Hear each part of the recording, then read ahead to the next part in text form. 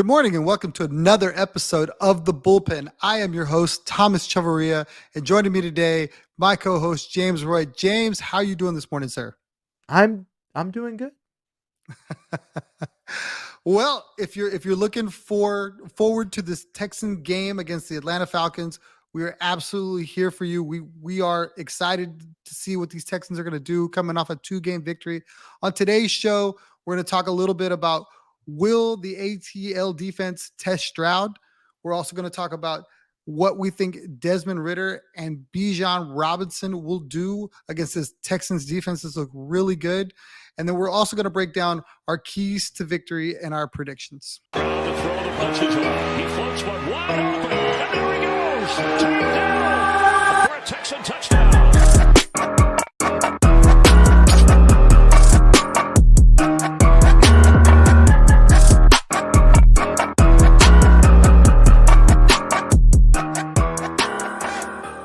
Hello and welcome. This is The Bullpen. I'm James Roy. That's Tom Chavaria. I'm trying my best. I'm like white and Hispanic. I got to channel it. Sometimes I talk with a draw. I'm like, hey, y'all. And other times I'm like, I'd like to go to the taco cart and get some tacos. Yeah, I don't know. I'd bounce back and forth. But this is The Bullpen once again. And today we're going to be talking about the Texans matchup with the Atlanta Falcons. And this is a team that for a long time in my existence as a fan of the team, had Matty Ice at quarterback. And it was a team that I always kind of felt like the Texans could contend with for parts of their existence. But for the most part, that offense for Atlanta was potent and the defense was serviceable, good. It varied over the years. But right now, the Falcons are a team that I'm just unsure about. I mean, this is a team similar to last week. Desmond Ritter is the quarterback. I don't have a lot of faith in Desmond Ritter at quarterback, similar to Kenny Pickett. And the offense outside of Bijan Robinson doesn't give me much to be worried about. And if you can contain Bijan Robinson, you've contained the Falcons offense. But defensively, from what I've heard, they're all right. They're pretty good. They could put the pressure on CJ. And so, Tom, I'd like to start with you. What are some early thoughts on this Texans Falcons matchup? My early thoughts is that this looks an awful lot like the game we just saw the Texans play against the Steelers. Dynamic running back, suspect quarterback, some pieces around him, serviceable tight end. With Atlanta, I would say they have 2 serviceable tight ends. They also have a good young wide receiver in Drake London that, can push the ball down the field. But I just don't think Desmond Ritter can get it to him like you spoke to. I wonder exactly how good this defense is, judging how Jacksonville was able to run up the score on them a little bit in the UK. I understand it is a travel and that may have something to do with it. That's like the second home for Jacksonville. All they do is win over there, but other teams struggle with the trip. I guess they're used to it now. I don't know. I'd be interested to see the Texans play the Jaguars in London because who would win? The Texans always beat the Jaguars and the Jaguars always win in London. But we'd have ourselves a paradox. There'd be no telling what would happen in that game. But I mean, I agree with you. The assessment, that's pretty much what we've got to go on there. I mean, my biggest question going into this game is, can Atlanta's defense test CJ Stroud? We've got a lot of returning offensive linemen coming into this game. So is the change in offensive linemen, the shuffle, going to make the Texans offensive line better? They've already not allowed a sack for 2 weeks straight.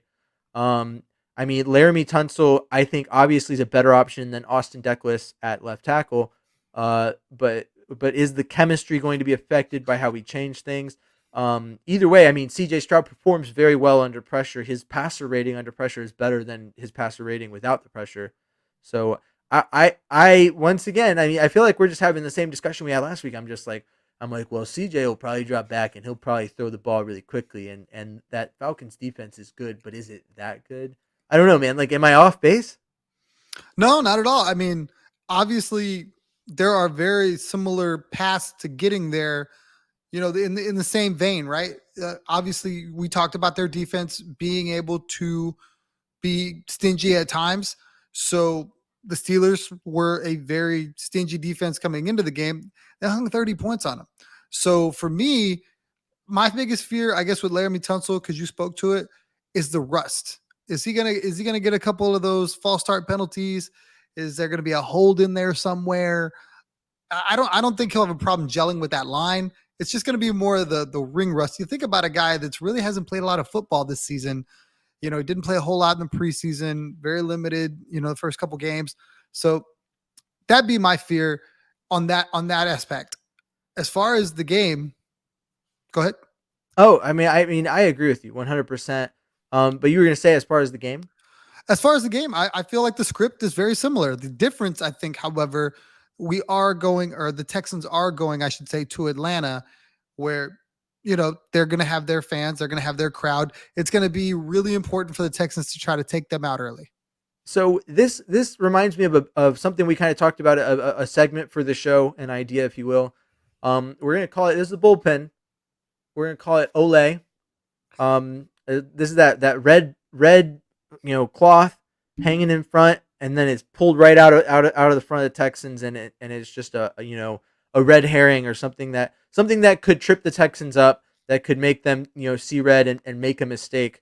I mean, personally, for me, the Ole, for me, I said it already, I don't have a high opinion of Desmond Ridder, but one thing that could really pull the red sheet and make the Falcons just take off and take the Texans off guard, for me, would be if Desmond Ridder just finds his footing. Maybe he's just like looking for it, and like against the Texans defense, he does. I don't think that the Texans defense is the defense to do that against, since they're actually really good. But that's my Ole. Do you have an Ole? Ole! Ole! I guess for me, it's really going to be CJ. If there is an Ole, it's that now I think that some of the spotlight has been shined on him. The fear is that he's probably due to have a regressed game at some point. A lot of us feel this is a game that he should be able to have similar success that he had in Pittsburgh. So is the Ole, so to speak, where he regresses a little bit and the offense doesn't look as sharp as it did against Pittsburgh? That I definitely think that could be it. I spoke to it, or not that specifically, but I was talking about CJ before the season, before he was named QB1. I talked to the fact that D'Amico and the Texans coaching staff had to make the decision, not if CJ was the best option to start week 1, but if CJ was ready for the pressure that comes with being a team's quarterback one, with being the guy who's expected week in and week out to perform for a team. And so when does that pressure become too much for him? He is a rookie. I think we tend to forget that because of how elite he has played, how amazing he's been as the franchise quarterback for the Texans. I can't say that enough. So yeah, I agree with you 100% that we could end up seeing in Atlanta them pull that red sheet, and all of a sudden, where's the Matador? I was looking for the Matador and I found nothing, and the offense is on the ground crying, and the defense has to pick up the pieces. So another part of that could be, like I said earlier, if the O-line is tripped up, if the O-line finally looks like the depth chart says it should, then what happens? Can CJ step up and play under that? There's so many different aspects of pressure that are attacking CJ Stroud, and I don't want to say it's only a matter of time, but at some point, you're pressure tested. Is there a crack? Is it possible that he could have his regression in this matchup? So I also firmly believe in not disrespecting opponents just because you don't think they're worthwhile. It's the NFL. I recently saw the stat because of what the Dolphins did to the Broncos 2 weeks ago. Teams that score over 60 points since the merger in 1970 are 1-6 the next game, and that is because you simply just don't see that. That shows us that there was 7 times a team hung 60 points plus on an NFL team, another NFL team. So, the Falcons could be, it's like the Bears, right? To me, the Bears are like the worst team right now, but if the Texans played them, I wouldn't expect the Texans to do to them what the Dolphins did to the Broncos. I wouldn't expect the Texans to, maybe 40 points at most, right? Like that 30 points to me is like a crushing game for the NFL. And you see that in the difference between the college and the NFL lines.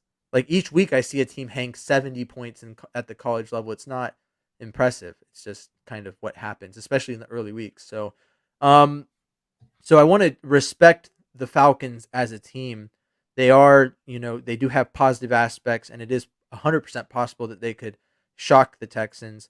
But the Texans are still 1-point underdogs. They opened at 2.5 points. So what they did this past week, paired with what's going on and the national media attention that CJ Stroud is getting, has moved that line. Do you think that that's an appropriate line? Do you think 1.5 points, 1 point to the Falcons is reasonable? I think that basically makes it a pick 'em because the home team normally gets, I think it's 3 points or something like that. So that's actually showing a fair amount of respect to the Texans in the sense that, okay, Vegas firmly believes that they can go in there and get a win. That's a hard thing to cover, the 1 point spread. So it makes me also think that Vegas is basically saying you can pick whoever you want, and you're probably not wrong. Obviously somebody's got to win there, but I guess that point spread kind of says that, right? Like they're not willing to give Atlanta home field advantage in this game, I guess is what I'm saying. Okay. Yeah, and so I guess this brings up a good question, kind of related segue, really kind of not related at all, but I'm looking at the name Bijan Robinson on our little On Today's Show broadcast, and here are my thoughts, okay? Here's a good question for you. The Texans picked pretty high this year. There were some people assuming that, Bijan fell past where he did at 12, thought that the Texans should get him or that they should trade up to draft him. Do you think that if the Texans had, say, drafted CJ Stroud and instead of trading up for Will Anderson, traded up and drafted Bijan Robinson, that the Texans would be better or worse for it? 100% worse, because you had a running back in Dameon Pierce that basically you already anointed as your bell cow. So while I love Bijan Robinson, University of Texas grad, I'm a big Longhorn fan. I did not think that was a fit for the Texans. I don't even know where that came from, because you look at all the holes on this team, and as much as you'd love to have the nice shiny toy, it didn't fit. Unless you're going to tell me they're going to trade Dameon Pierce or something like that. But for me, I was instantly going, okay, I need a defensive end type. I need a wide receiver type. I need one of those. I didn't need a running back. We had a running back.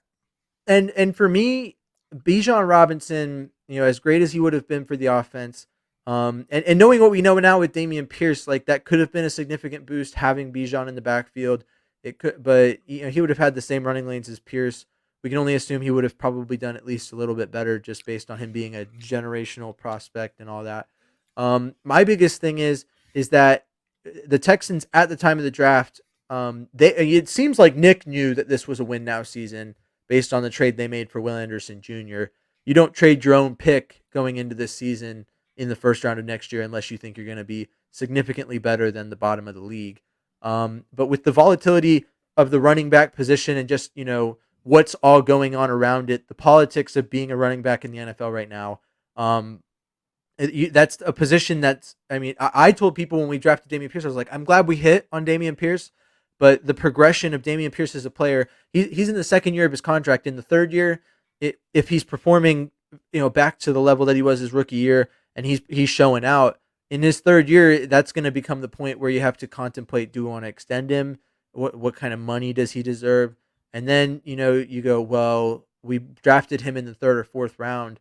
In this year in the draft, we could take a swing. We could see if there's a prospect in the second or third or fourth round, and we could see. Now, the success rate of first round pick running backs cannot be ignored, and so Bijan would have more time, especially with that fifth year option that comes with being drafted in the first round. So it's not quite the exact same situation, but just understanding the politics around that position, that was not a position that we necessarily needed. I think we did the right move this offseason, picking up Devin Singletary and giving ourselves depth at the position in the league where there's no such thing at this point as a singular running back that doesn't have like even Bijan Robinson was drafted onto a team that had Tyler Algier who ran for 1,000 yards last year, I believe.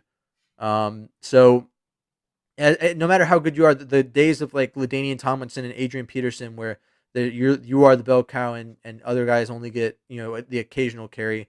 Every running back room now is 2 or 3 running backs sharing the load based on their skill set. So I think the Texans made the right move at running back. I 100% think that they became a better team by deciding to pursue Will Anderson, and I'll stick by that.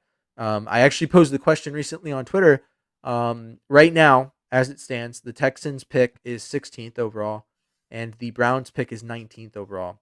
And it's really early, incredibly early, I acknowledge that, to talk about whether or not you're happy with the Will Anderson trade.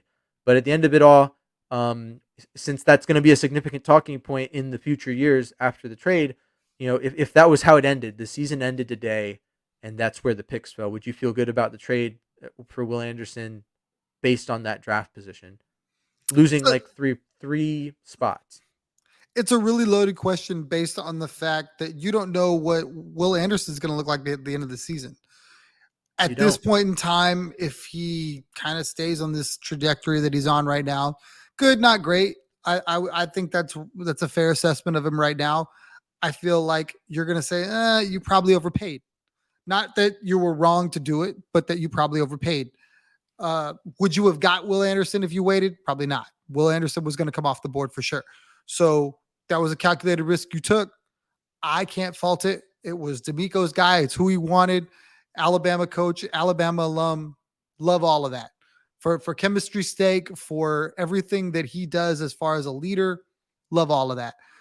However, when people go back and they rank these drafts and they go back and grade them and, well, this is what the Texans did point for point or whatever that computer model is that they use when they make the trades, the Texans probably will lose that. However, I think that Will Anderson is not done this season. He will continue to ascend.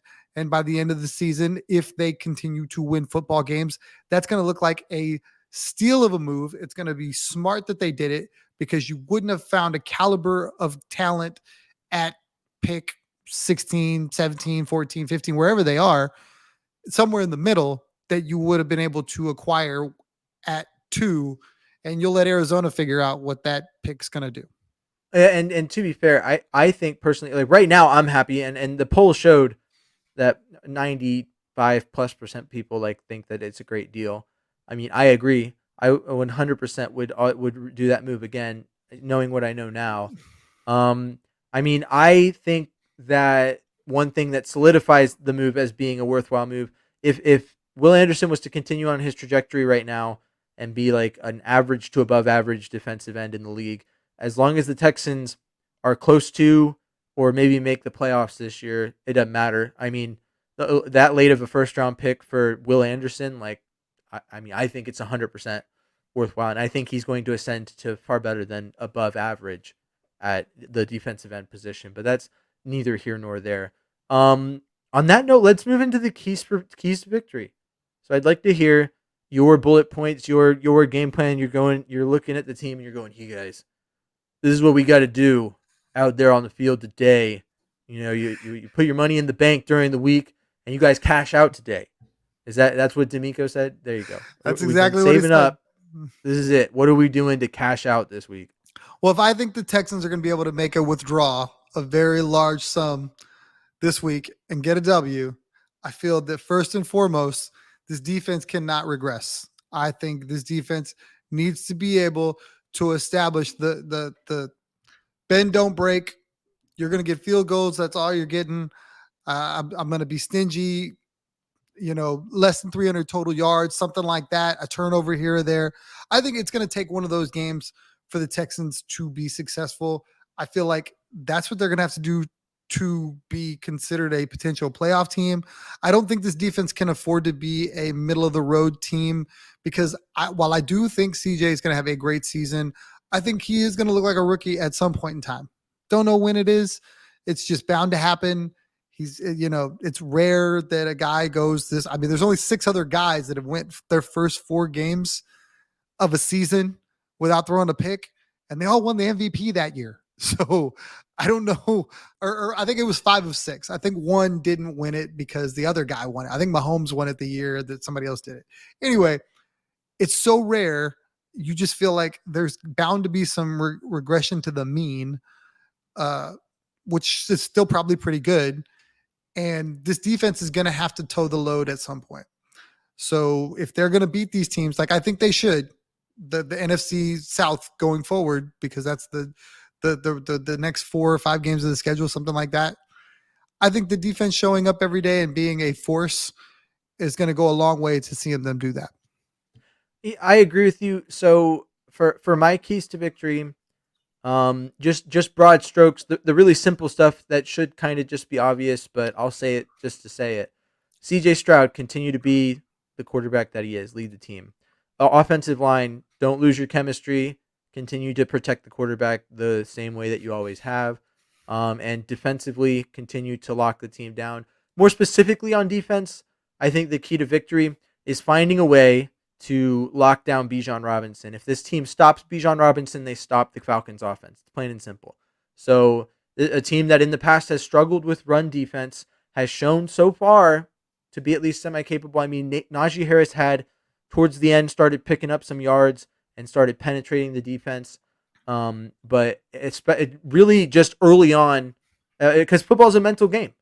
Sports are mental in general. And so early on, the defense locking down what they've been doing, where they lock down for the whole first half, and then the offense takes advantage. We feel the momentum on our side, and you go down and you score some touchdowns, and then you take the game. Like that, to me, is the key to victory. Mentally, is just locking them down, and the biggest key is stopping Bijan Robinson. The offense, keep doing you. I don't have a specific key. I don't have a specific player on the Falcons defense to target. Honestly, outside of AJ Terrell, I can't really name a player on the Falcons defense. So, and the only reason I can name him is because when we were trading Deshaun Watson, I was like, let's send him to Atlanta.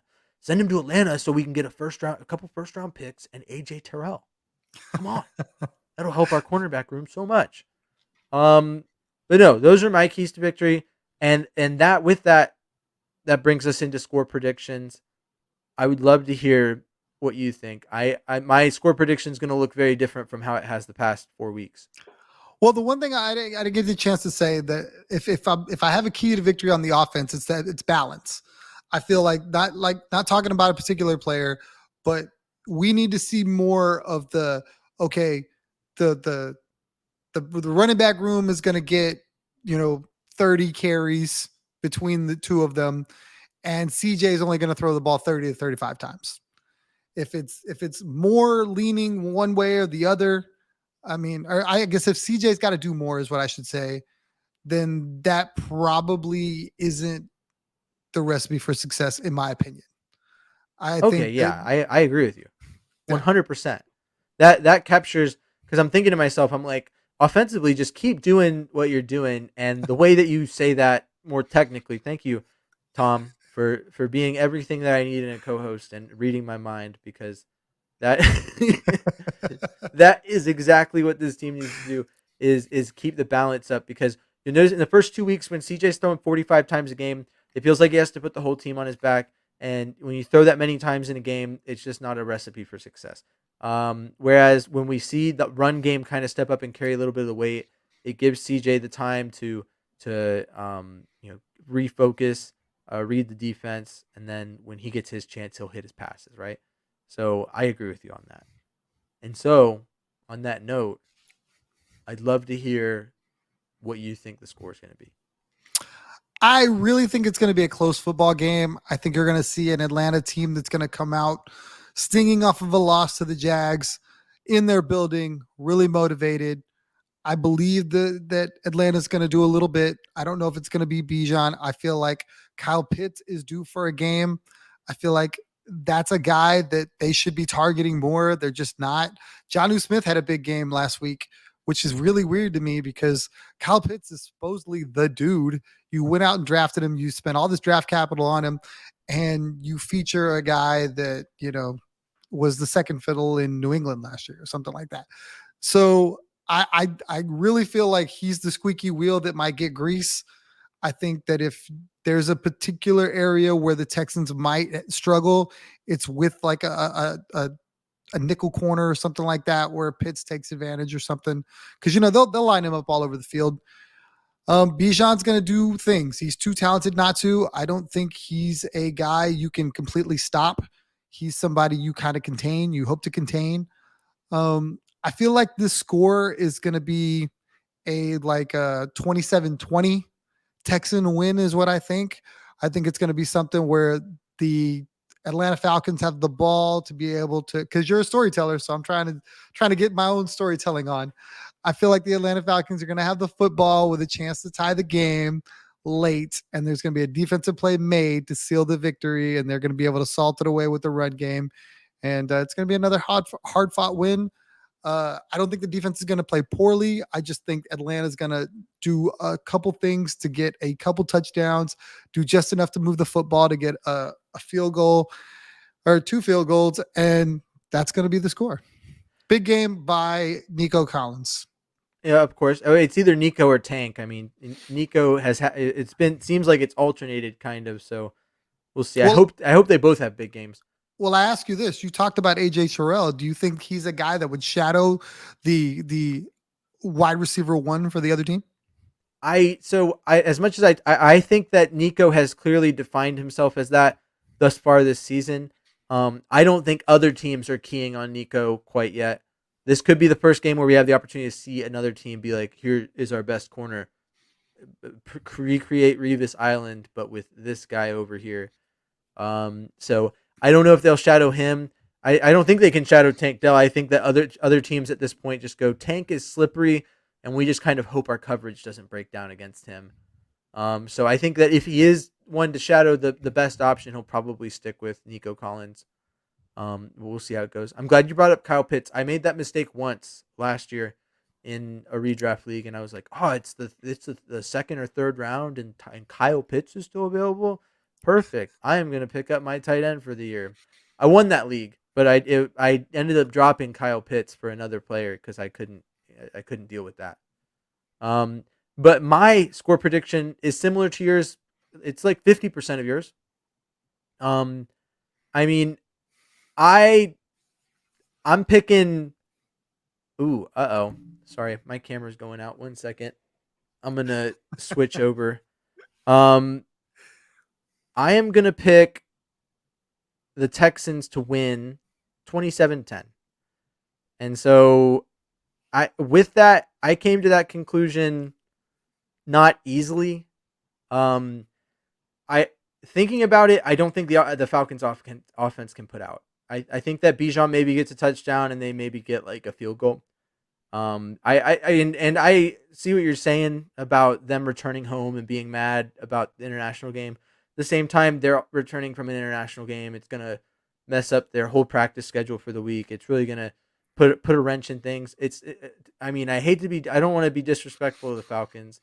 They're probably semi all right. They're one of the reasons that I don't think the Texans can 4-0 this NFC South stretch is the Falcons. Like that's one of the teams of the 4 that I think could possibly pull off an upset of sorts.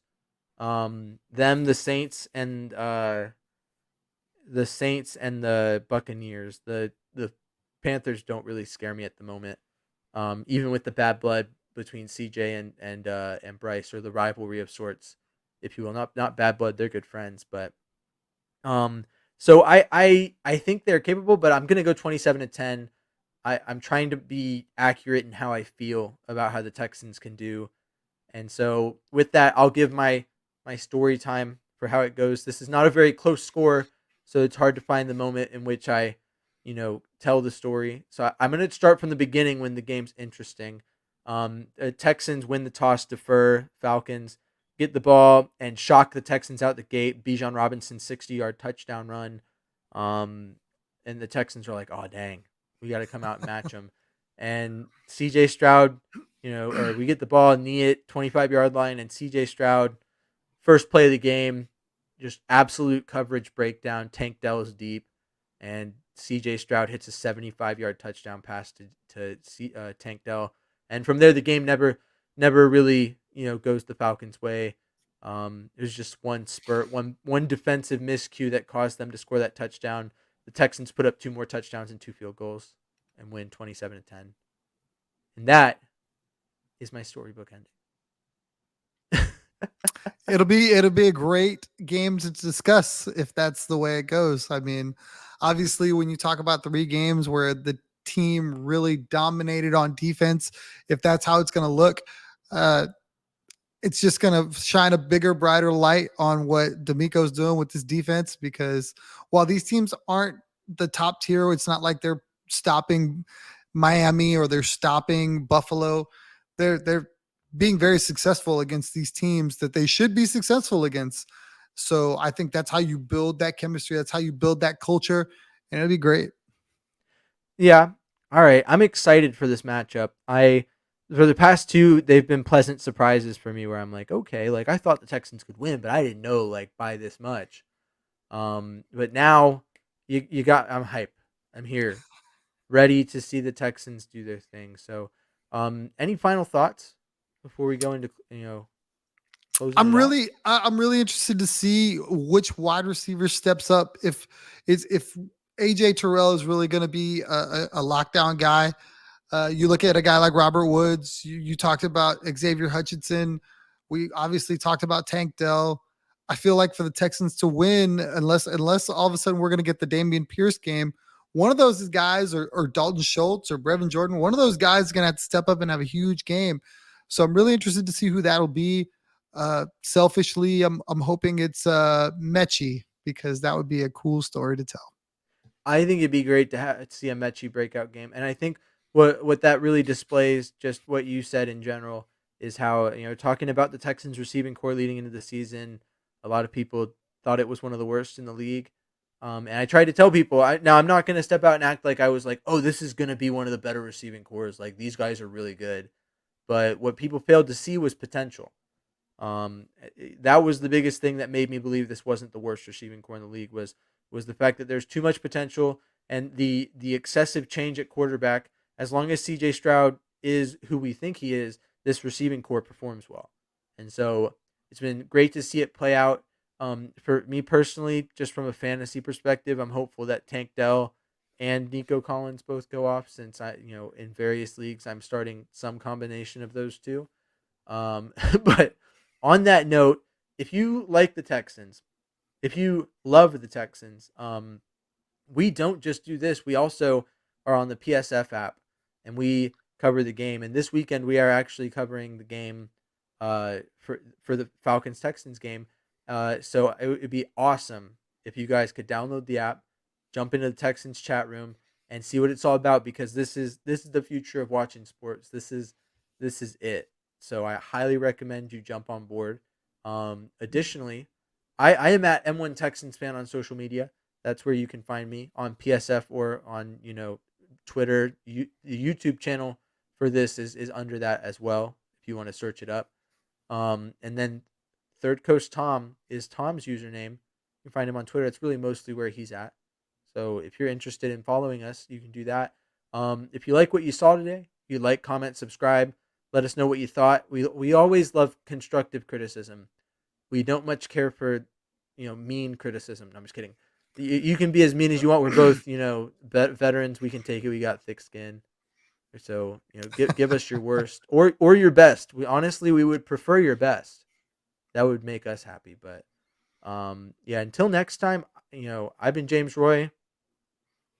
I've been Thomas Chavaria. And we'll see you on the flippity flop. Go Texans.